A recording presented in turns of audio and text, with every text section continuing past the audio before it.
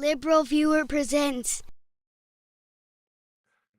So, welcome to the June 17th edition of LiberalViewer Monday Media Mixup. Thanks for joining me. I'll be using the 11 best, most newsworthy clips I picked out from the Sunday morning news analysis shows from the big five corporate outlets of ABC, NBC, CNN, CBS, and Fox News, the so-called corporate media here in the United States, for which would be a really informative, educational, fair use, media criticism, and political commentary show for you all today. As you can see from the video title, my main topic is more auditions to be Trump's vice president on the Sunday shows. You may remember a few weeks back, I had a different vice presidential candidate for Trump on each of the 5 Sunday shows. This week, I'm going to be showing you four of the 5 Sunday shows. Tom Cotton, Byron Donalds, Tim Scott, and Doug Burgum all tried out on various shows, all of them except for Face the Nation. Actually, I have a clip all the way at the end on Face the Nation of Bill Gates proposing to build over 100 nuclear reactors in the United States that are cooled with a substance that catches fire when exposed to air or water. What could go wrong? And I'll sort of criticized the lack of cross-examination on that particular point by Margaret Brennan on Face the Nation, talking to Bill Gates about his big project using a Scientific American article. And if you look down into the video description, you can see short summaries of all the clips I'm using. And then under sources, you can see that Scientific American article and the source of all the Sunday show clips, and a Times and Sunday Times of London, I guess, for some reason, live stream Trump's speech at Turning Point Action Conference in Detroit over the weekend on Saturday. And he made this comment about how Biden needs to take a cognitive test. And there's a short part of it that's gotten played on several of the news outlets over the weekend. I have sort of a longer version because he has 2 actual cognitive glitches in this clip. First, at the beginning, he says dollar when he means percent when he's talking about mortgage rates. And then later he makes the mistake of getting the last name wrong of the White House doctor who gave him this cognitive test. And then the whole thing is ridiculous because this is like a test to show if you have some sort of cognitive impairment. It's not like an intelligence test where you're like, really, if you get all the questions right, it means you don't have cognitive impairment. And I noticed this story is also getting exaggerated over time. By the end of it, they're like, there's many people watching him get all the questions right on this very difficult test over in this clip. Monthly cost of a typical mortgage has doubled and tripled even. We had it at $2. Think of this. We were at 2.3%, and he's at probably 10%, but you can't get money. The numbers are crazy. The food numbers, the energy numbers. Yet Joe Biden has no plan. He's got absolutely no plan. He doesn't even know what the word inflation means. I don't think if you gave him a quiz, I think he should take a cognitive test like I did. I took a cognitive test and I aced it. Doc Ronnie Johnson, does everyone know Ronnie Johnson, congressman from Texas? He was the White House doctor. And he said I was the healthiest president he feels in history. So I liked him very much immediately. In fact, he said if I didn't eat junk food, I would live to 200. That's what he said. But I said, Ronnie, should I take a test? He said, well, you know, it's Walter Reed. It's sort of a public hospital. If you don't do well, they're going to find out about it. I said, well, you know, like I'm a smart person. How tough is it? He said, it gets very tough as you get to the middle of it. And I did something that he's never seen done. I aced it. I got every question right. I aced it. In front of a lot of people. In front of a lot of people. I don't remember him ever claiming that he took this test in front of a lot of people, which wouldn't really make much sense. But a lot of that whole story doesn't make much sense. And like I said, he in his less than a 90-second clip there, claiming that Biden has cognitive problems. He got Ronnie Jackson's last name wrong, and he also said dollar when he meant percent, and he had to like take a little. He does this little thing when he makes a mistake. Think of it. He says like think of it to like try to distract you from the fact that he just said dollar when he meant percent, and then he goes back to the percentage and a lot of it was on the teleprompter too. I think it said doubled, and then he had to go up to tripled the interest rate. I think he adds extra superlatives because he doesn't care what the facts are. So if it says doubled, he can just say tripled. Or anyway, that's my political comedy clip for the week. And now I'm going to get to the news summaries, which mostly covered the main topic of the Trump versus Biden campaign. You know, it's like 10 days now until the first debate. That's the Thursday of next week, and June 27th. That should be on CNN with Jake Tapper and Dana Bash as the moderators. That should be really interesting, and I'm looking forward to that. And you'll see the news summaries talk mostly about the campaign.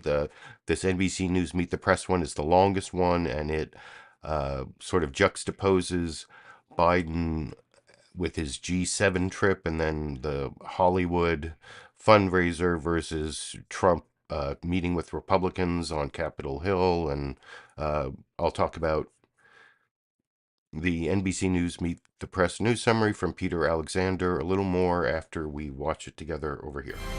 Good morning and happy Father's Day. I'm Peter Alexander in for Kristen Welker. With the presidential debate just 11 days away, the two men who will face off on stage are aggressively gearing up for the general election. Former President Trump on Capitol Hill for the first time since the Capitol attack used part of his day in Washington for informal debate prep with Senator Marco Rubio, among others. President Biden, who returns to Washington late tonight, will begin extensive debate prep this week as well, overseen by his first White House Chief of Staff, Ron Klain. Last night, the president held a star-studded fundraiser in Los Angeles with President Obama, George Clooney, and Julia Roberts, among others. We had the spectacle of the nominee of one of the two major parties sitting in court and being convicted by a jury of his peers on 34 counts. What I would say, and what I do say to a bunch of good people out there who are conservatively predisposed, who may not agree with everything that Joe or I or other Democrats stand for, is that there was a time when we had certain core values that we agreed with. President Biden delivered some of his toughest criticism yet of the Supreme Court, warning that the next president could nominate two Supreme Court justices. The Supreme Court has never been as out of kilter as it is today.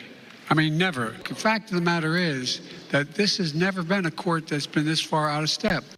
And just days after his son Hunter Biden's conviction on felony gun charges, President Biden flew to Italy for the G7 meeting of American allies, reinforcing the U.S. commitment to Ukraine. And new this morning, multiple sources familiar with the White House's plans tell NBC News that President Biden is set to take executive action as early as Tuesday to protect hundreds of thousands of undocumented spouses of U.S. citizens from deportation. For his part, Mr. Trump is trying to present a united front, and that means burying a lot of baggage with some leading Republicans. The former president, you'll remember, repeatedly attacked Senator Mitch McConnell as a lousy leader and worse, and even insulted his wife, the former Transportation Secretary Elaine Chao, using racial slurs. And in the days after the January 6th riot, McConnell blamed Mr. Trump, saying that he was practically and morally responsible, calling the attack disgraceful. They had not spoken in 4 years, but now, at least to them, it all appears to be water under the bridge. This is an outstanding group of people. I'm with them 1,000%. They're with me 1,000%. We agree just about on everything, and if there isn't, we work it out. We shook hands with each other. He took questions from the audience, and it was an entirely positive session. But the message discipline may be short-lived. In a closed-door session, Mr. Trump reportedly called Milwaukee, where Republicans are holding their convention next month, a, quote, horrible city. The former president has also been preoccupied with using Congress to defund the Justice Department.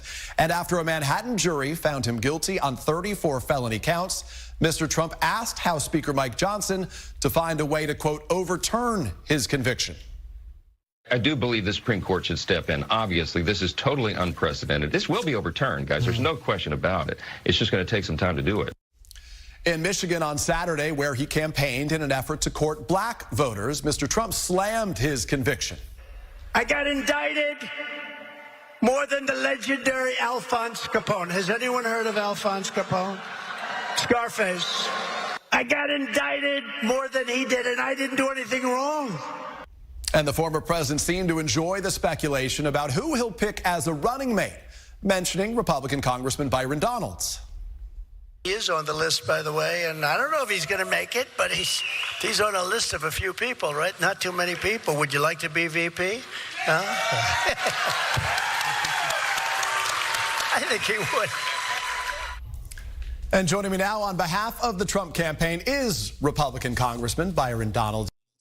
And I will have a clip of Byron Donalds. It's one of those 4 clips I mentioned. Actually, in all 4 clips, I'm going to be showing the possible vice presidential candidate for Trump responding to a question about something they said in the past that doesn't quite match up with Trump orthodoxy. Byron Donalds is one of the softest quotes from the past in terms of being anti-Trump. Is just something he said about being in favor of free and fair trade, and you'll see how Byron Donalds answers that on NBC News' Meet the Press coming up. That is clip number 8, but we just finished clip number 2, the first of the news summaries. Oh, and you noticed in that NBC News Meet the Press news summary, they had like their breaking news was good news on immigration. Trump is probably going to protect could be like hundreds of thousands of spouses of U.S. citizens who currently are having immigration troubles, and that would be a good humanitarian pro-family act. But you'll see in this next news summary, Fox News Sunday, they have this like scary immigration news that they add into covering basically the same stuff. I saw in the live comments along the way that Zed Alpha said that talked about how Biden had left the peace conference to attend George Clooney's fundraiser.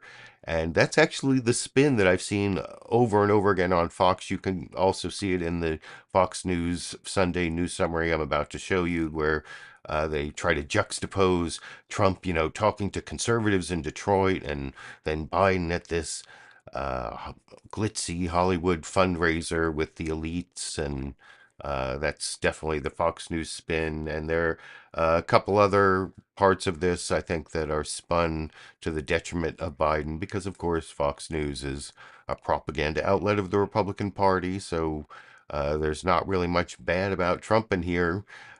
You saw some of the, the Alphonse Capone stuff, and later I think you might even see something. You might see the Ronnie Jackson one isn't in any of these news summaries, I don't think, but you won't see anything like that from Fox News. You will see attacks on Biden, that his mental acuity was questioned, and there's evidence for that. A reporter yells a question to one of the, I think it was the Prime Minister of UK, asking about Biden's mental acuity, and doesn't get an answer, and so that means it's questioned. And anyway, I'll talk about that a little more after we watch this more biased news summary from Fox News Sunday yesterday together over here. Hello from Fox News in Washington, and happy Father's Day. In the headlines today, former President Trump in the key battleground state of Michigan rallying supporters at the conservative Turning Point Action Conference in Detroit, hoping to flip that critical state from blue to red. While in California, the president and first lady took part in a star-studded fundraising event in Hollywood that raised more than $28 million for Biden's re-election campaign. The president fresh off the G7 summit in Italy, where he emphasized united support for Ukraine. including billions of dollars in new aid from Europe and the U.S.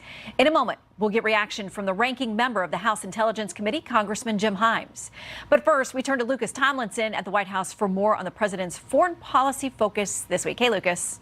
Hey, Shannon. President Biden declined to attend the Ukraine Peace Summit in Switzerland, instead opting to fly from Italy to Los Angeles to attend the big Hollywood fundraiser. Still back in Europe, questions persisted about the president. Prime Minister, how would you describe President Biden's mental acuity in your meetings? President Biden spent time with Ukraine's President Volodymyr Zelensky in Italy. The two held a joint press conference. We've taken 3 major steps at the G7 that collectively show Putin we cannot wait us out. The 3 steps are a new 10-year bilateral security agreement, providing Ukraine with $50 billion in seized Russian assets, and sanctioning third countries such as China for helping Russia's war efforts. The moves drew a strong rebuke from Russian President Vladimir Putin. Despite all the scheming, theft will remain theft and will not go unpunished. One day before G7 leaders arrived in Italy, a Russian armada arrived in Havana, just 90 miles from Key West, including a frigate and a nuclear-powered submarine. Cuban officials said there were no nuclear weapons on board. In his remarks Friday, Putin demanded Ukraine surrender 4 regions occupied by Russian forces. Today, we are making another concrete, real peace proposal. Representing the Biden administration in Switzerland, Vice President Kamala Harris responded to Putin's offer. He is not calling for negotiations. He is calling for surrender. Harris pledged an additional $1.5 billion to Ukraine at the summit. Many Ukrainians believe Putin only wants peace talks in order to give Russia time to prepare another offensive. Ukraine's president compared Putin's offer to the failed Munich Agreement with Adolf Hitler in 1938, when European leaders allowed Hitler to keep the German-speaking regions of Czechoslovakia in exchange for peace, an agreement broken by the Nazis, leading to the start of World War II. These messages are the same as those of Hitler, who said less than 100 years ago, give me a part of Czechoslovakia, and that will put an end to everything. No, these are historical lies. After that, he went after Poland. Officials say President Biden plans to hunker down over the next week to prepare for his first debate with former President Donald Trump in less than 2 weeks. Shannon. All right, Lucas Tomlinson at the White House. Thank you, Lucas. And turning to threats at home before I let you go, I want to make sure I ask you about this, too. Last week, there were 8 Tajik nationals with suspected ties to ISIS. They were arrested in 3 cities across the U.S.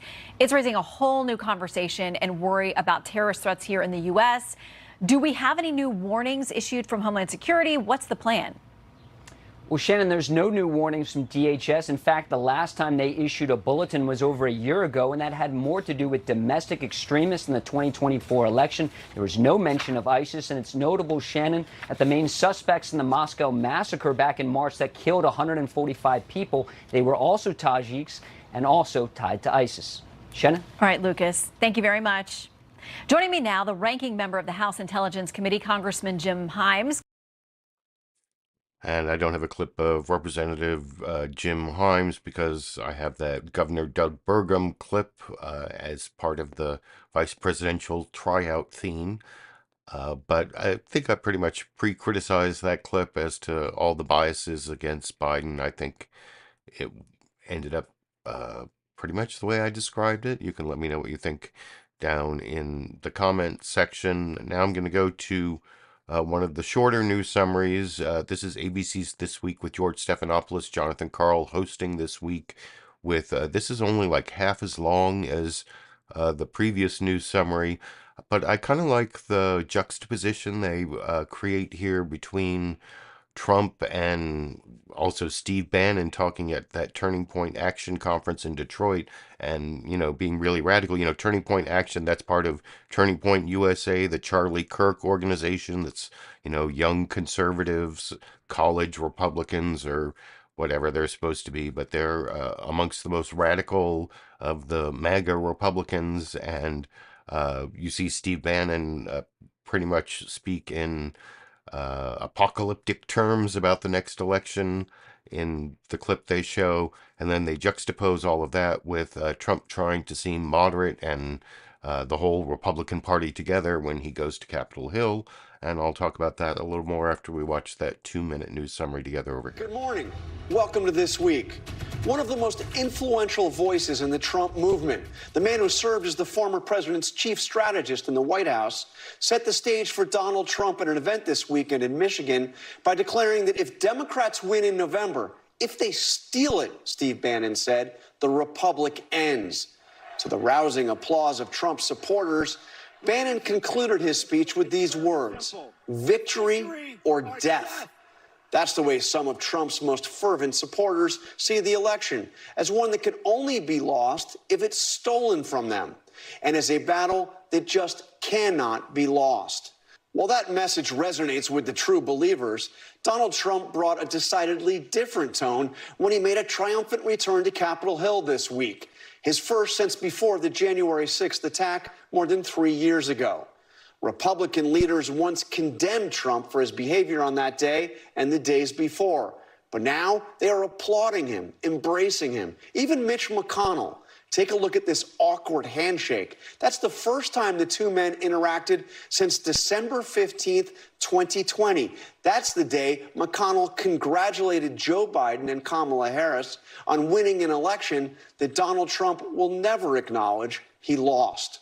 For Trump's part, he came to Capitol Hill without the talk of retribution and revenge that has defined his 2024 campaign. Instead, he talked of unity. He even endorsed a Senate candidate, Maryland's Larry Hogan, who has condemned and, in fact, still condemns Trump's behavior.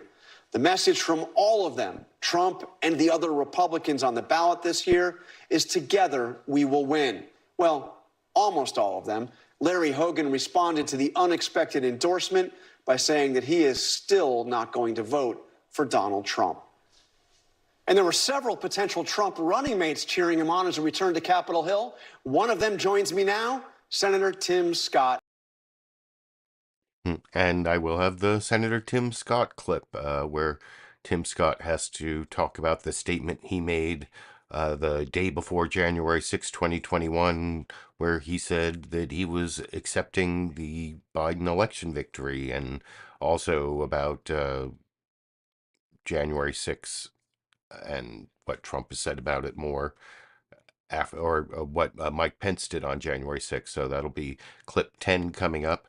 But I have one more real news summary, and then Face the Nation had like a non-news summary that's only 11 seconds long. But like I said, I think I really like the ABC This Week with George Stephanopoulos one that you just watched as the best of the 5 news summaries, even though it's shorter. Like I said, I like that look at the different sides of the Republican Party. Here on CNN State of the Union, you have Jake Tapper just generally talking about the different Biden and Trump activities of the week, and focusing on Trump lying about the 2020 election at Turning Point Action in Detroit on Saturday, over in this clip. Hello, I'm Jake Tapper in Washington, where the state of our nation is seeing stars. The 2024 campaign is in full swing this weekend as President Biden turned to some help from Hollywood, bringing out celebrities from George Clooney to Julia Roberts to Barbara Streisand. Here's host of the event, Jimmy Kimmel, with a pre-show selfie with 2 of the other headliners, Obama and Biden. As for turning that star power into buying power, President Biden raised more than $30 million, a record-breaking number for Democrats, but not for Republicans, who raised $50 million at an event in April. Now, this all comes after a Biden trip overseas to try to reassure allies of America's commitments to the world and to democracy, both of which he says are at risk if the former president, Mr. Trump, wins in November. Donald Trump, meanwhile, spent his Saturday in Michigan, a pivotal part of Biden's blue wall in 2020. Former President Trump courting the black vote at a church in Detroit, baselessly casting doubt on the 2020 election as a way to attack the 2024 election at a Turning Point Action conference last night. We're not going to allow them to rig the presidential election in 2024. We need to watch the vote. We need to guard the vote. We need to stop the steal. We don't need votes. All of this as we're just 11 days away from a key moment in the presidential election, the very first one-on-one debate, which will be right here on CNN. And my first guest could be theoretically joining Donald Trump on the Republican ticket. Joining us now, potential Trump vice presidential pick, Republican Senator Tom Cotton. And I will have a Tom Cotton clip where he has to respond to what he said back in 2020, before the 2020 election, about how he thought that Trump would accept the results of a contested election if it went through the courts and he lost. And that's his vice presidential tryout. That will be coming up as clip number 9. But let's finish the news summaries with just this brief intro, just showing that there was no news summary from CBS News Face the Nation over here. And we have a lot to get to this morning. We're going to begin with the Republican chairman of the House Intelligence Committee, Ohio Congressman Mike Turner. And I don't think Mike Turner's trying out for vice president, so there's no clip of him. There were no vice presidential tryout clips. Like I said, I have the bad cross-examination of Bill Gates about his plans to build these nuclear power plants that are cooled with an element that catches fire when exposed to air or water, and how that's going to work out, although that question isn't really asked. But stay tuned to the end there. Well, till the end, except for the bonus Cheech and Chong the Cats clip, which is kind of fun this week too. That'll all be at the end. But now that we've watched all the news summaries, and you can tell me which one you thought was best and if I pointed out the bias correctly. But now I'm going to show you 4 different vice presidential tryout clips. The first one is sort of the weakest cross-examination of a Republican, of course, is from Fox News Sunday. Shannon Bream has Governor Doug Burgum on and is asking him about how when he was running in the primaries against Trump, he said that he wouldn't do business with Donald Trump, that he wouldn't be comfortable doing business with Donald Trump. And this is after he's known him for, this is 2023 when he's running, after Trump has been president, left the presidency, and Doug Burgum even worked with him as a governor. And you'll see there's a slight amount of cross-examination as to the timing from Shannon Bream, but it's still pretty weak. And especially at the beginning here, she starts off like making it as softball a question as possible with like all these nice things about Governor Doug Burgum. And then, well, I guess I got to get this one cross-examination question out of the way, or like she's all kind of apologetic about even asking a semi-confrontational question over here. I want to bring this up. The New York Post quotes a number of so-called insiders about what the president is looking for in a VP. They say you're perceived to be at the top of the list because you're smart, you're rich, you've been a great surrogate, you have an ability to fade into the background, let the president be the headliner. They also said you have great hair. So apparently that's part of the criteria this year. So let me get this out of the way. You've been a supporter of President Trump for a long time, but you said this last year. Would you ever do business with Donald Trump? I don't think so. Why? I just think that it's important that you're judged by the company you keep, and You just wouldn't do business with him? No, I wouldn't. So you have been a supporter of his as far back as 2016, as I mentioned, and again in 2020, but you did decide to run against him, and you said that. So have you evolved on how you view the president? Well, Shannon, first of all, thanks for having an opportunity to talk about this. But as you said, I endorsed him early during my primary. He and I were both business guys running for the first time. I'd never met President Trump when I endorsed him, but I was excited about a business person being in the White House. And of course, when he won that November, same night we won, first time running for public office. The excitement that night at our event and in North Dakota when he beat Hillary Clinton was electric. And of course, serving underneath him for 4 years as a governor was fantastic. It was like a breeze at your back. And I had to serve under Joe Biden, and that's been like having a gale force wind in your face. But during the time that Biden's been in office, I had a great relationship, the First Lady and I, with the White House and with the president during the time, as a governor and a president would. Ton of respect. Cabinet visits to North Dakota, record number, 19 cabinet visits. President was in North Dakota 3 times. The vice president was there. So great relationship. and gained a ton of respect for him as a leader during that time. But that was prior to you saying you wouldn't do business with him. Yes, and then, but I didn't know him personally. But since January, when we endorsed him, we were the first, when we dropped out, the first of the candidates to endorse him. Had a chance to spend a ton of time with him since January, and I wish every American could see him the way Catherine and I have got to know him in the last 6 months, because this guy is tireless. He's committed, he's smart, he's funny. He's nothing like he's portrayed in the press. And so if you asked me that same question today, I'd be like, absolutely, I would do business with him. Because, I mean, think about how successful he's been, whether it's whatever it is. I mean, whether it's in TV, real estate, politics, all the things that he's done. The guy knows how to get it done. And I think every American should be, we should be grateful that we've got someone who's willing, with that kind of talent from the private sector, that's willing to put himself back into the presidential race again. Well, it seems like a lot of the affinity between the two of you is that shared background as businessmen. He's talked a lot about things he would like to do, and you echo this too, deregulation and other things. But when it comes to his overall economic plan, there are some questions. Critics say things like mass deportation is going to up the cost of labor, that new tariffs on imported goods will raise prices, and that domestic suppliers may then try to match those. So yeah, there you see Doug Burgum try to explain why he said he wouldn't want to be associated in business with Donald Trump back just in July 2023, but now he's willing to be his vice president. You can tell me how he did on his tryout there. Shannon Bream's questioning I didn't think was really that confrontational.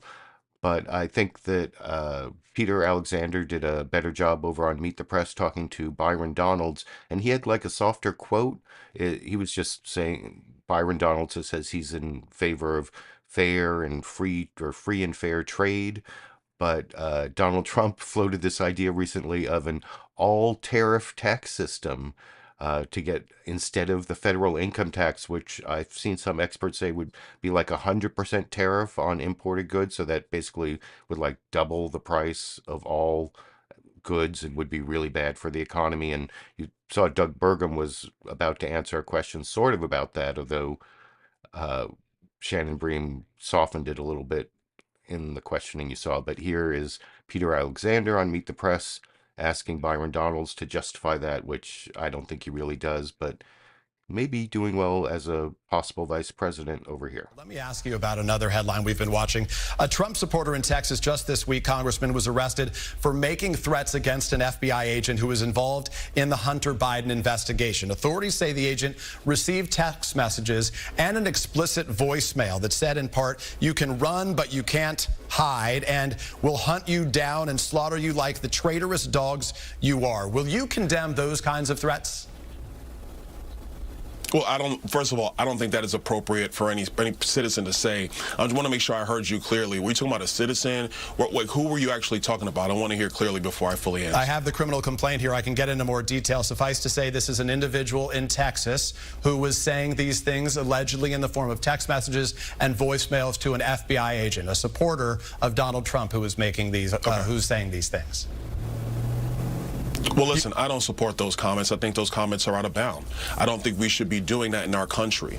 We have to make sure that we respect everybody in our country. You have to be tolerant of all people, even when you disagree. Now, I will say that there is also a frustration amongst the American people. It does not justify those comments. I want to be clear on this. But there is a frustration of the American people when it looks like the institutions and the pillars of our country are being eroded simply for political purposes. And it is without question that is coming from the Biden administration. They have spied on the American people. Well, they have weaponized the Department of Justice against conservatives and now, of course, against President Trump. And people are getting very frustrated with that. And as we've said, they're also prosecuting Democrats. Let me ask you about some policy issues as they relate to Mr. Trump. This week, Mr. Trump floated the idea of getting rid of the federal income tax and replacing it with an all-tariff policy. Many economists say that that would help the rich and that it would hurt middle and lower income Americans. In 2021, Congressman, you praised America as a beacon for free and fair trade throughout the entire world. So wouldn't the president's idea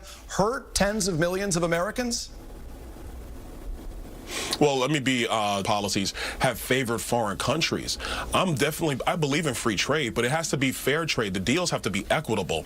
The deals that were written in the past, previous administrations, were not equitable to the American people, to the American companies. So Donald that's Trump's the type of thing proposing that has to be an shifted. all-tariff policy. Now, If you believe in... Now, hold on a second. Let me finish. Yeah. Let me finish. I'm going to come to the policy. Now, what I will say is that President Trump is thinking through all types of various policies to jumpstart our economy, to make sure that we have a flourishing and thriving America. It's an idea. It's not concrete yet. A lot of things have to be flushed out. I was in the room when this was brought up. I talked with several of my colleagues who understand tariff policy, trade policy, and tax policy in a lot more detail than I do. They said there's some merit to it, but there's some other things that have to be worked out. You also have to figure out how to deal with the taxation piece for people on the low end of the socioeconomic spectrum. So to be clear, these are just ideas you're suggesting. This is to protect all Americans. This isn't a real proposal that he's looking to implement right now. We should note that under Donald Trump in his 4 years in office, there are many ideas that the president is thinking through, all designed to make sure that America thrives and that the American people thrive. The debt rose by $8.4 trillion when Donald Trump was in office. And also the Fed chair, who Donald Trump himself selected, has said this week that the economy is growing at a solid pace and we have a strong labor market. I want to ask you, if I can, about that a little bit. Wouldn't this policy, though, hurt the very Americans, black Americans, that you were speaking to last night? Actually, no, I disagree with you because, again, when you begin to go through public policy, you think about it from a 50,000-foot level, then you start to distill yourself down into the idea. You figure out all the details. Yeah. Let me tell you what is hurting black Americans. The fact that under Joe Biden's economy, their purchasing power is being destroyed by Joe Biden's radical inflation. Prices are up 20% across the board. So while unemployment might be low, wages adjusted for inflation are significantly down. How can a black person get ahead when you have less disposable income today than you had in 2017, in 2018, in 2019? This is what a lot of the black business owners that we talked to yesterday in Detroit were explaining to the president. Let me try to get to a couple other topics. The lowest unemployment rate for black Americans under Donald Trump was 5.3%. The lowest under Joe Biden was 4.7%. Republicans are set to formally nominate Donald Trump at the party's convention in Milwaukee. So, yeah, that was pretty good fact-checking by Peter Alexander. You saw it before he went on to Trump attacking the city of Milwaukee and let Byron Donalds get a chance to try to be a defender of Trump, a possible vice president for Trump, using that method. I'm sorry, I actually meant to start that clip like 90 seconds later than I did. That whole thing about the Texas Trump supporter who is threatening an FBI agent on the Hunter Biden case. I didn't mean to include that. I cut that clip wrong. I just meant to talk about the all-tariff instead of the all-tariff tax program to get rid of the federal income tax, and that's a really stupid idea. And Byron Donalds, at least he didn't really support it. He just talked about how, they're just floating ideas or whatever. I don't know if that was a good vice presidential move. He is from Florida, which would cause a problem. The president and the vice president can't both get electoral college votes from the same state, so one of them would have to move, or I don't know exactly how that would work. So it's probably not Byron Donalds, but who knows? He is a big Trump supporter. The next clip I want to show of a possible vice president is Senator Tom Cotton talking to Jake Tapper on CNN State of the Union, and he shows a clip of Tom Cotton back in September 2020 talking to Jake Tapper on CNN State of the Union, claiming, Trump's going to accept the results of the election, even if it's a contested election. If it goes through the courts, he'll accept it. And so Jake Tapper cross-examines him on that. At one point, he says the clip didn't age well, but then Jake Tapper also says he didn't age well. Tom Cotton looks the same from 4 years ago, almost 4 years ago. I don't know. And and then Jake Tapper follows up about how the Republicans are supposed to be the law and order party, but Trump is saying maybe he'll pardon some of the people convicted of the January 6th insurrection. And I'll talk about that clip a little more after we watch that cross-examination based on prior statement of Tom Cotton, maybe the best cross-examination. Peter Alexander did a pretty good job there too, but we'll talk about it more after we watch that clip together. I want to play something you told me the last time you were on the show, which was, believe it or not, September 2020, after Donald Trump, then the president, had just cast doubt on whether he would ultimately support the peaceful transfer of power should then Vice President Biden win. Take a listen. It's really quite alarming to a lot of Republicans, his refusal to say, of course, if I lose, I will abide by a peaceful transfer of power. He's since said that if there's a clear winner, if this courts settle a contested election, that of course he will. But the premise of the question that you just played me, Jake, is the president's going to lose. I don't think the president's going to lose. The president is going to win. It's a prediction that didn't age very well. Not only did President Trump lose, he did not accept the court-settled contested election, as you phrased it, or abide by the peaceful transfer of power. Jake, first, I think I need to come on more often because there's a big difference between how we looked 4 years ago and you haven't aged. I have quite a bit. Now. I have quite a bit, but yes. But Jake, I mean, I think the president has said, as I've said about this election. Of course, we will accept the results if the results are from fair and free elections. Every candidate in any race has a right to go to court to seek legal redress. Of course. If they think there's been any kind of fraud or cheating, if they think a state or a city didn't follow the rules or customary practices of their elections. I think that that's reasonable for President Trump to say. It's reasonable for any candidate for any office in America to believe. I don't disagree, but that's not what happened in 2020. I mean, he contested it up to the U.S. Supreme Court, and then it went past that, as you know. Well, look, what happened on January 6, 2021 is that there was a protest in Washington that got out of hand and it became a riot. And as I've said from the very beginning, anyone who injured a law enforcement officer or committed acts of violence on January 6th at the Capitol should be prosecuted and face severe consequences. Again, that's unlike Democrats who won't prosecute violent protesters, for instance, from Democratic street militias outside the homes of Supreme Court justices or defacing statues of veterans right across from the White House. Anyone who commits acts of violence, in my opinion, should be prosecuted and face severe consequences. So you disagree when Donald Trump says, as president, he'll consider pardoning every one of the January 6 rioters convicted in courts. He said every one, and I understand that others who maybe didn't participate in violent protests are different than the ones who used violence or assaulted police officers, but he says every one. Well, he didn't say he would. No, he said consider it. He'd consider it, and I think what that means is what he did in his first term. He'd take each case for a pardon request on a case-by-case basis. And I do think there's a strong case for many of the defendants to be pardoned because they didn't engage in acts of violence, they didn't damage federal property. In some cases, they were subject to pretrial detention for a longer period than the sentences for the misdemeanor crimes that they faced. Some of them are probably about to have their convictions or their indictments overturned by a Supreme Court decision because the Biden administration stretched the law beyond reasonable bounds to go after some of the people who were present, not even in the Capitol, but near the Capitol that day, which is again in contrast to the violent pro-Hamas protesters you see outside the White House or Democratic street militias who are marching in violation of federal law outside Supreme Court justices' homes, trying to intimidate them on the way they'd rule in a particular case. I'll just observe that some critics might say, it sounds like you have a different standard. You have a tough law and order stance on everything other than these issues here that have to do with President Trump and his supporters. You seem to have because you have a very hardline stance on law and order, but here you're talking about, maybe pardoning them if they didn't engage in violence. That's not the language you use when you're talking about the Black Lives Matter protesters or others. Well, many of the BLM and Antifa riots in 2020 were not so-called peaceful protests. As some on your network said, they were looting and rioting and committing arson and murder. Again, the same techniques that were used for every grandma in a MAGA hat who was within a country mile of the Capitol on January 6th are not being used for those street militias who protested outside Supreme Court justices' homes, or the pro-Hamas lunatics who are defacing statues of veterans, or who occupied college campuses last month. I'm simply calling for the same standards to be used regardless of one's politics. That's the essence of the rule of law. So the Republican National Convention kicks off in Milwaukee in less than a month. Donald Trump is set to unveil his running mate there. You are one of the top contenders. Do you want to be vice president?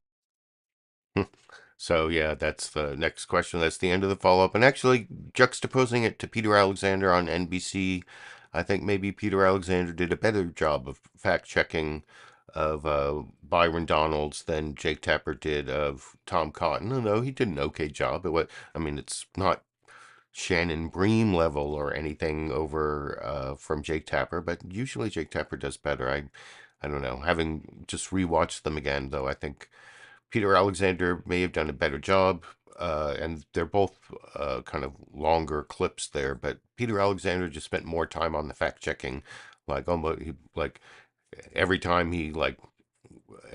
Byron Donalds finished an answer, he'd have like at least a couple facts there to like correct from misstatements that Byron Donalds made. So I think that was better. And then the final tryout here for the vice presidential candidate to run with Donald Trump is Senator Tim Scott, who was over on ABC's This Week with George Stephanopoulos, this week's host, Jonathan Karl, asking him about his statement the day before January 6th, explaining why he was going to be in favor of certifying Biden's election victory in the 2020 election, and then also asking if Mike Pence did the right thing. Not a lot of fact checking.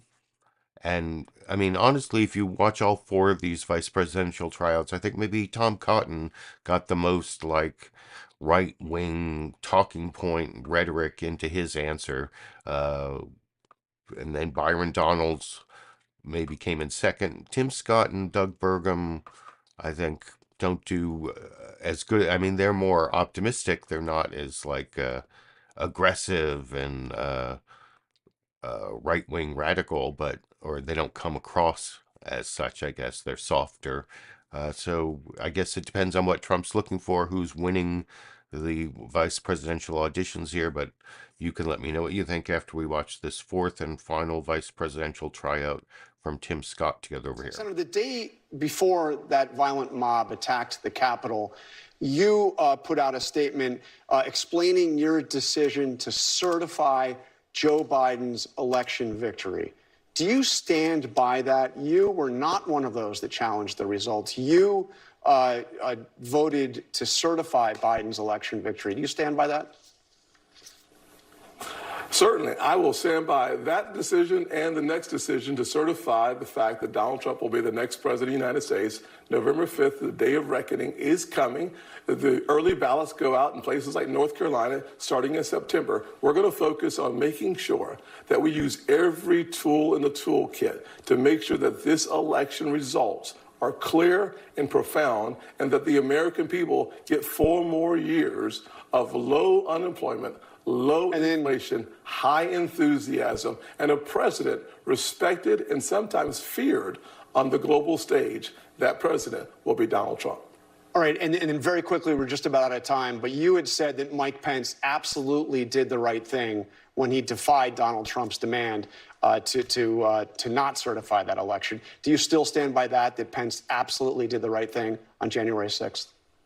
The Constitution is clear. What we're trying to focus on is how do we make sure we get 4 more years where the American people, particularly kids like me, growing up in poverty, have the best future we could possibly have. Senator Scott, thank you. Version of the American dream. That takes Donald Trump. Senator Scott, thank you very much for being with us here this Sunday. Thank you very much. Thank you, John. So there you go. That's the last of the 4 vice presidential auditions, the tryouts to be Trump's running mate, which, I mean, given how it ended for the last guy, I don't know why all these people are so intent on competing, but I guess Trump only gets 1 term. I mean, assuming he's going to leave after he gets elected 1 more time, which is a pretty big assumption. In fact, probably not even, maybe even less than a 50-50 on that one, that if he gets reelected, he's actually going to leave after 4 years, or is he going to find a way, or who knows? But I guess the way our system runs now, the person who's vice president is sort of like the front runner to be the Republican nominee for 2028. Maybe that's why they're all willing to go into the role that ended up with the hang Mike Pence movement last time, but anyway, you can let me know whether you think the two softer ones or the two more aggressive ones are winning and who Trump's going to pick, or if will be someone other than those four, which there are several other top line contenders supposedly.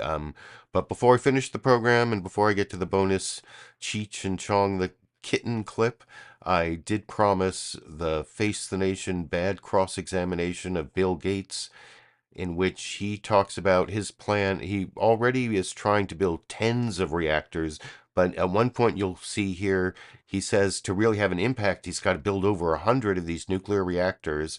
It starts off with like a little, it's almost like a corporate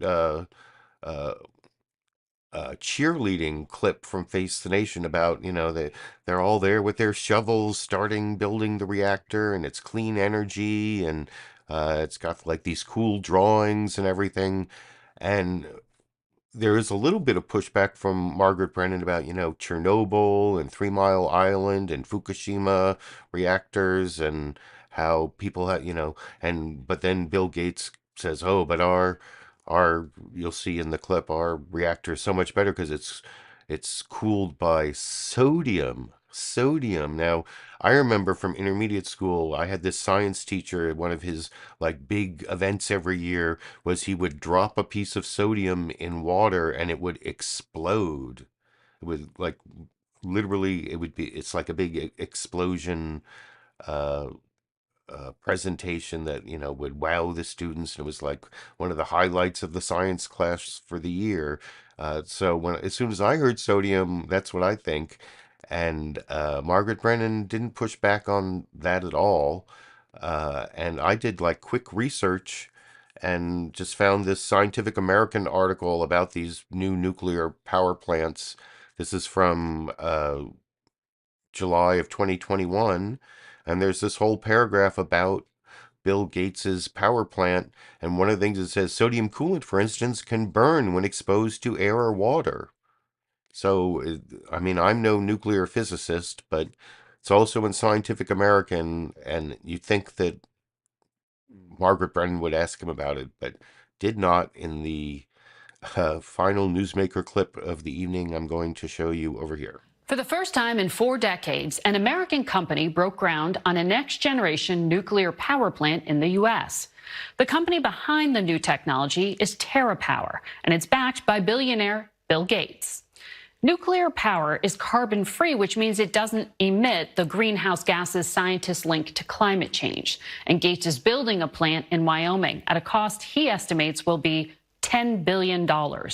TerraPower's new reactor uses liquid sodium rather than water for cooling, which the company says makes nuclear power cheaper, safer, and more efficient. We spoke with Gates Thursday, just after he'd broken ground. How many more of these do you have planned? And what is that going to depend on? We have discussions with utilities about building tens of these, but we really only have huge impact and success if we get past 100. Wyoming has to open before you do these, or we can start 4 or 5 in parallel. The final approval from the Regulatory Commission is out there in 2030, and so that then gives you the green light to turn the others on. But you can start the construction. The demand for electricity in the United States for the first time in a long time is going to go up quite a bit. It's electric cars, buses. Some people use electric heat pumps in their homes. And just in the last year, with these artificial intelligence breakthroughs, all the big AI companies are saying, okay, we need to build lots of data centers. And so if we don't have nuclear to complement the wind and sun, the country will fall behind the demand for electricity. President Biden has said, even he, with all of this money being invested in green energy, that the United States still will need fossil fuels for some time. I mean, that's the reality of what you're sketching out here. It's not either or. Right. Well, the growth will be in the clean sources, sun, wind, and nuclear. But we won't get there to be 100% green. The goal is to get rid of all emissions by 2050.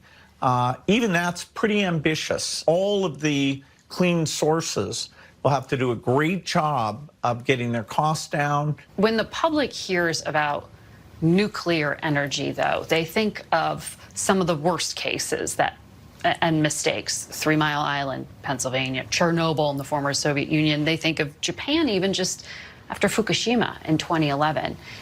And after that, Japan's government reacted pretty strongly. They shut down many of their plants. They're starting to put them back online. But there was a very sharp reaction then.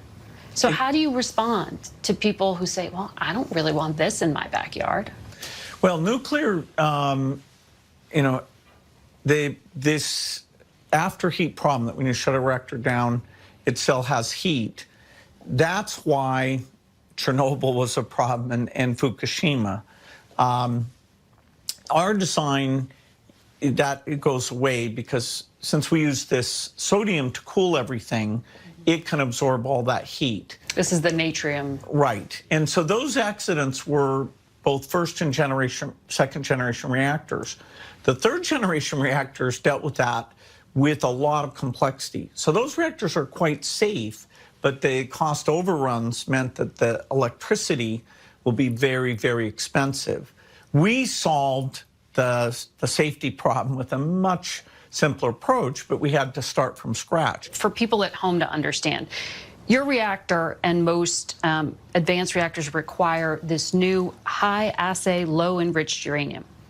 So that supply is really very much owned by Russia. So yeah, I kept that playing so you could see Margaret Brennan's follow-up question is like, so where are you going to get the uranium because we can't get it from Russia? And by the way, down in the video description under sources, if you click on the link to Face the Nation, it goes to the Face the Nation YouTube channel. You can watch that whole interview. The entire program is uploaded to the Face the Nation YouTube channel for free if you're interested in the rest of that. But I pretty much pre-criticized the clip. You saw how Margaret Brennan, mentioned previous reactor accidents, but then let Bill Gates get away with saying, yeah, but we're using sodium and that's safe, and without any sort of follow-up question about possible problems with sodium, and even, critics like that Scientific American article from July 2021, so easily available with a very brief search for natrium problems or natrium nuclear problems, I think was my Google search that brought up that article. So she knew natrium, she used the word natrium, so she must have done some research, just not enough, or didn't ask good enough questions in my opinion. But you can let me know what you think in the comments section. I saw a whole bunch of chatter amongst the live comments about what kinds of reactors may or may not be safe, and like I said, I don't have expertise on that. I just did a little research about sodium based on what I learned in intermediate school about sodium. So there you go. And before I finish, I did promise a bonus Cheech and Chong the Cats clip. This clip has to do with this special toy here that makes its own noise here. It's like a little chirpy toy, which they like, and I combined this with a little toy tunnel system to see who was the better hunter, and I knew who was the better hunter, but let's see who's the better hunter in the chirpy toy in the toy tunnel clip over here.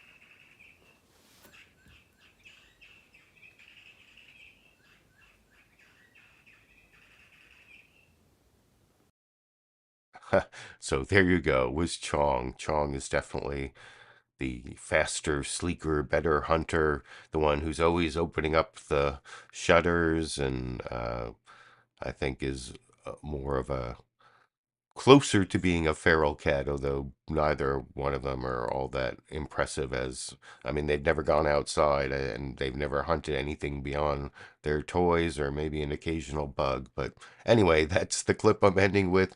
I'll be back next Monday and every Monday through January 2025, doing this Monday live stream, rounding up clips from the Sunday shows on Monday afternoons, and unless I have some other reason to upload a video, which may or may not happen this week, but otherwise I'll see you next Monday and every Monday for like 6 more months, and until next Monday, I guess I will be seeing all of you around the internet.